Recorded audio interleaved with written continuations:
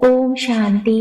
28 जनवरी 2024 की अव्यक्त बाप दादा की मुरली जो रिवाइज है 28 नवंबर 1997 की। अव्यक्त मुरली के मुख्य पॉइंट्स हैं: बेहद की साकाश से परिवर्तन होना फास्ट सेवा का रिजल्ट है। प्रसन्न रहना और प्रसन्न करना, यह है दुआएं देना और दुआएं लेना। कैसा भी हो, आपके दिल से हर आत्मा के प्रति हर समय दुआएं निकलती रहे। ब्रह्मा बाप का यह स्लोगन सदा याद रहे कि जो कर्म मैं करूंगा मुझे देख और करेंगे, जब दूसरे करेंगे तब मैं करूंगा, यह स्लोगन नहीं। आज की अव्यक्त मुरली का सार है: बेहद की सेवा का साधन रूहानी पर्सनालिटी द्वारा नजर से निहाल करना। आज बाप दादा अपने अनेक कल्प के मिलन मनाने वाले लाडले सिकिल्दे बच्चों से फिर से मिलन मनाने आए हैं। अव्यक्त मिलन तो सदा मनाते ही हो, लेकिन अव्यक्त से व्यक्त रूप में मिलन मनाने के लिए सभी बच्चे भारत व विदेश से फिर से अपने घर पहुंच गए हैं। बाप दादा देख रहे हैं कि चारों ओर बच्चे अपने अपने स्थान पर भी मिलन मना रहे हैं। यह मिलन रूहानी अलौकिक मिलन है। इस मिलन में बाप दादा और बच्चों के स्नेह का साकार स्वरूप है। आज बाप दादा अपने बच्चों की रूहानी पर्सनालिटी को देख रहे हैं। हर एक बच्चे की रूहानी पर्सनालिटी कितनी श्रेष्ठ है। ऐसी रूहानी पर्सनालिटी सारे कल्प में और किसी की भी नहीं है, क्योंकि आप सबकी पर्सनालिटी बनाने वाले ऊंचे से ऊंचा बाप है। आप भी अपनी रूहानी पर्सनालिटी को जानते हैं ना। सबसे बड़े से बड़ी पर्सनालिटी है। स्वप्न व संकल्प में भी संपूर्ण प्योरिटी की पर्सनालिटी नंबरवार है। मना कुछ कम कुछ ज्यादा है, लेकिन फिर भी विश्व की सर्व आत्माओं से श्रेष्ठ हैं। तो बाप दादा हर एक के मस्तक से पर्सनालिटी की झलक देख रहे हैं। प्योरिटी के साथ साथ सबके चेहरे और चलन में रूहानियत की भी पर्सनालिटी है। और पर्सनालिटी क्या होती है? जो खजानों से संपन्न होते हैं उसकी भी पर्सनालिटी होती है।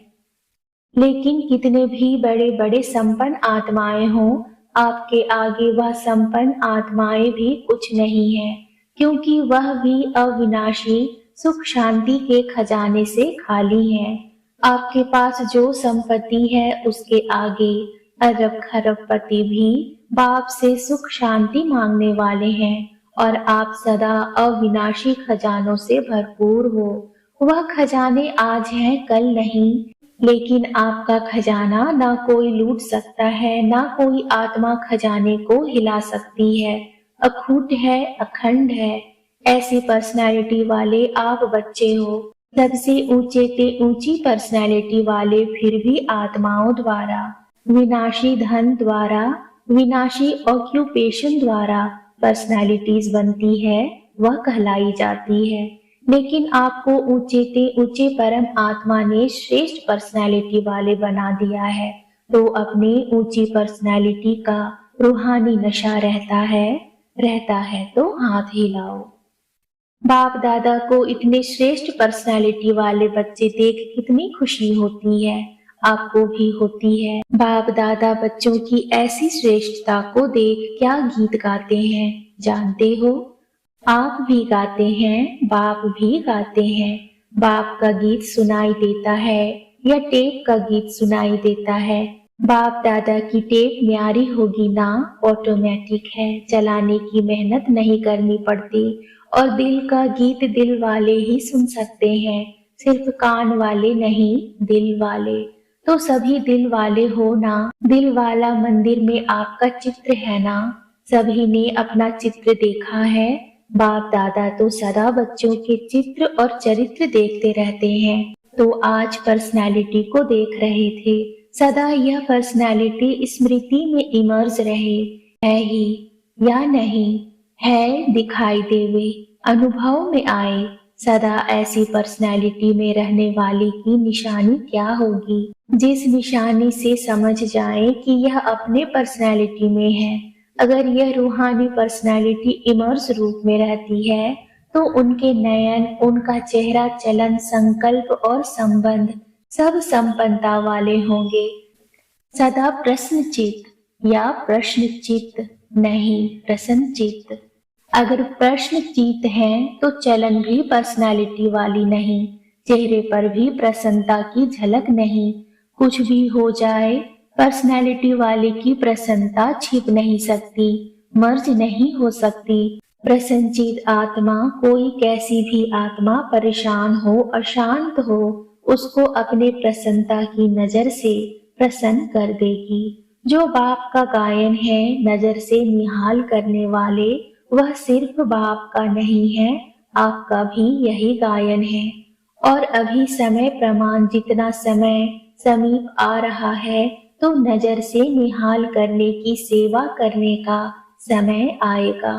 7 दिन का कोर्स नहीं होगा, एक नजर से प्रसन्नचित्त हो जाएंगे।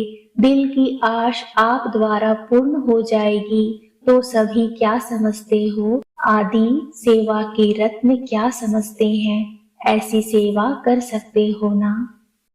अभी देखो, आप लोगों ने 40 वर्ष सेवा की या ज्यादा भी की। कोई का 1-2 साल कम भी होगा, किसी का ज्यादा भी होगा।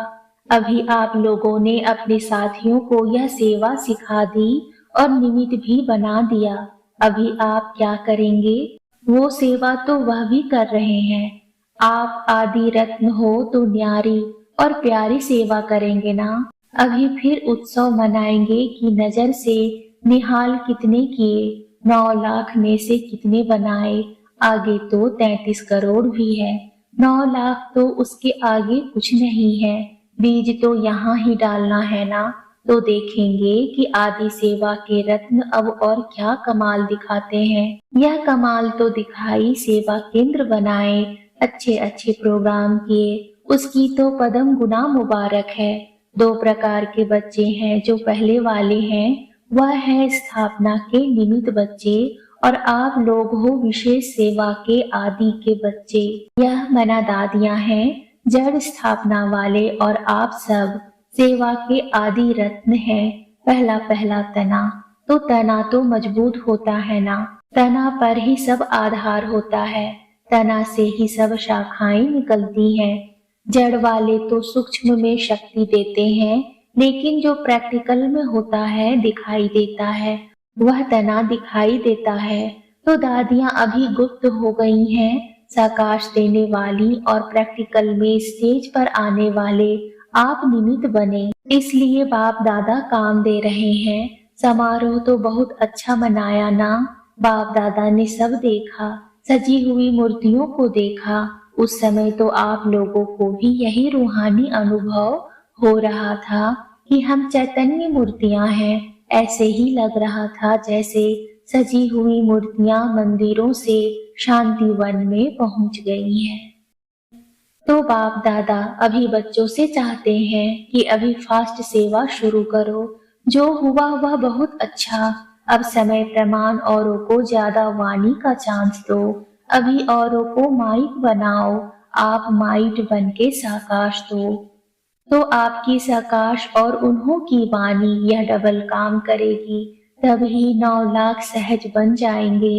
अभी आप सभी चाहे फंक्शन में बैठे या और भी महारथी हैं, तो महारथियों की अभी सेवा है सर्व को साकाश देना, बेहद की सेवा के मैदान में आना। जब बाप अव्यक्त वतन एक स्थान पर बैठे चारों ओर के विश्व के बच्चों की पालना कर सकते हैं, कर रहे हैं, तो क्या आप एक स्थान पर बैठ बाप समान बेहद की सेवा नहीं कर सकते हो? आदि रत्न अर्थात फॉलो फादर, बेहद में साकाश दो। कई बच्चे अपने से भी पूछते हैं और आपस में भी पूछते हैं कि बेहद का वैराग्य कैसे आएगा। दिखाई तो देता नहीं है, लेकिन बेहद की सेवा में अपने को बिजी रखो तो बेहद का वैराग्य स्वतः ही आएगा, क्योंकि यह साकाश देने की सेवा निरंतर कर सकते हो। इसमें तबीयत की बात, समय की बात यह सहज हो जाती है। दिन रात इस बेहद की सेवा में लग सकते हो। जैसे ब्रह्मा बाप को देखा, रात को भी कैसे आंख खुली और बेहद की सकाश देने की सेवा होती रही। तो यह बेहद की सेवा इतना बिजी कर देगी जो बेहद का वैराग्य स्वतः ही दिल से आएगा, प्रोग्राम से नहीं। यह करें, यह करें, यह प्लान तो बनाते हो, लेकिन बिजी बेहद की सेवा में रहना यह सबसे सहज साधन है, क्योंकि जब बेहद को साकाश देंगे तो नजदीक वाले तो ऑटोमेटिक साकाश लेते रहेंगे। इस बेहद की साकाश देने से वायुमंडल ऑटोमेटिक बनेगा।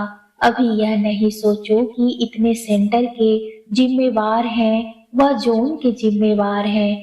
आप सभी को स्टेट के राजा बनना है या विश्व का। क्या बनना है? विश्व का नाम आदि रत्न हो तो विश्व को साकाश देने वाले बनो। अगर 20 सेंटर, 30 सेंटर या 200-250 सेंटर या जोन यह बुद्धि में रहेगा तो यह भी तना का काम नहीं है।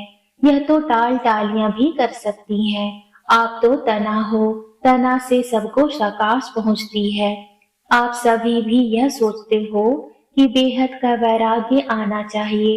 यह तो बहुत अच्छा, अभी विनाश हो जाए, लेकिन 9 लाख ही तैयार नहीं किए तो सतयुग के आदि में आने वाली संख्या ही तैयार नहीं है और विनाश हो गया तो कौन आएगा? क्या 2-3 हजार पर राज्य करेंगे? 4-5 लाख पर राज्य करेंगे। इसलिए अब बेहद की सेवा का पाठ आरंभ करो। पांडव क्या समझते हैं? बेहद की सेवा करेंगे ना? पांडव तैयार हैं। अभी यह हद की बातें बेहद में जाने से आपे ही छूट जाएंगी, छुड़ाने से नहीं छूटेंगी। बेहद की साकार से परिवर्तन होना फास्ट सेवा का रिजल्ट है।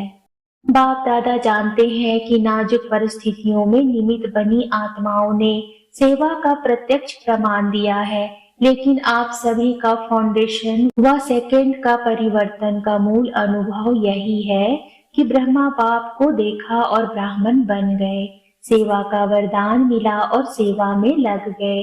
बाप दादा ने सभी के अनुभव भी सुने, अच्छे अनुभव सुनाए। तो जैसे आप लोगों का अनुभव है, ब्रह्मा बाप को देखा और सोचना भी नहीं पड़ा, सहन करने का भी अनुभव नहीं हुआ कि सहन कर रहे हैं, बड़ी बात नहीं लगी। ऐसे अभी हर श्रेष्ठ ब्राह्मण आत्मा को देखें और आत्मा में मना ब्राह्मण में ब्रह्मा बाप देखें। यह है सेवा का फास्ट साधन। क्या ब्रह्मा बाप ने आपको कोर्स कराया? कोर्स तो पीछे किया, लेकिन देखा और हो गए। तो जैसे ब्रह्मा बाप में पाप समाया हुआ था, इसलिए मेहनत नहीं लगी, ऐसे आप सभी भी बाप दादा को अपने में समाते हुए नजर से निहाल करो। जो आप सबका अनुभव है, अनुभवी हो, देखा और फिदा हो गए।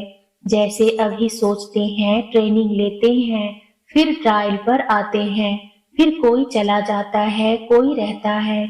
इतनी मेहनत आपने ली, ट्रेनिंग की क्या, ट्रायल पर रहे क्या, बस आए और खो गए।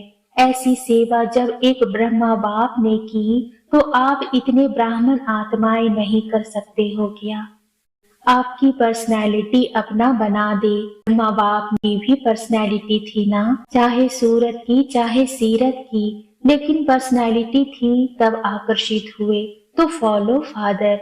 जब बाप ने आपको आदि में निमित्त बनाया तो जो आदि के हैं, सेवा के निमित्त व स्थापना के फाउंडेशन, उनको अंत तक सेवा में रहना ही है। तबीयत के कारण शरीर से चक्कर नहीं लगा सकते, लेकिन मन से तो लगा सकते हो। उसमें तो खर्चा भी नहीं, वीजा लेने की भी जरूरत नहीं, भाग दौड़ की भी जरूरत नहीं, लेटे लेटे भी कर सकते हो। क्या समझते हो? अब ऐसा कोई प्लान बनाओ, नया पाठ शुरू करो। अभी एक फंक्शन तो मना लिया ना, जो सेवा की उसका प्रत्यक्ष फल मिल गया। अभी नई सेवा करो। अच्छा, चारों ओर के सर्व विशेष आत्माओं को सदा रूहानी पर्सनैलिटी के नशे में रहने वाली आत्माओं को सदा बेहद की सेवा में स्वयं को बिजी रखने वाली निमित्त विश्व कल्याणकारी आत्माओं को सदा ब्रह्मा बाप और जगदम्बा का स्लोगन साकार में लाने वाली उच्च से उच्च नजर से निहाल करने की सेवा में सदा रहने वाली बाप समान आत्माओं को बाप दादा और जगदम्बा माँ का याद प्यार और नमस्ते। आज का वरदान है स्वार्थ से न्यारे और संबंधों में प्यारे बन सेवा करने वाले सच्चे सेवाधारी भाव। जो सेवा स्वयं को व दूसरों को डिस्टर्ब करे वो सेवा नहीं है, स्वार्थ है। निमित्त कोई ना कोई स्वार्थ होता है तब नीचे ऊपर होते हैं। चाहे अपना चाहे दूसरे का स्वार्थ जब पूरा नहीं होता है तब सेवा में डिस्टर्बेंस होती है। इसलिए स्वार्थ से न्यारे और सर्व के संबंध में प्यारे बनकर सेवा करो, तब कहेंगे सच्चे सेवाधारी। सेवा खूब उमंग उत्साह से करो, लेकिन सेवा का बोझ स्थिति को कभी नीचे ऊपर ना करे, यह अटेंशन रखो। आज का स्लोगन है शुभ व श्रेष्ठ वाइब्रेशन द्वारा नेगेटिव सीन को भी पॉजिटिव में बदल दो। ओम शांति।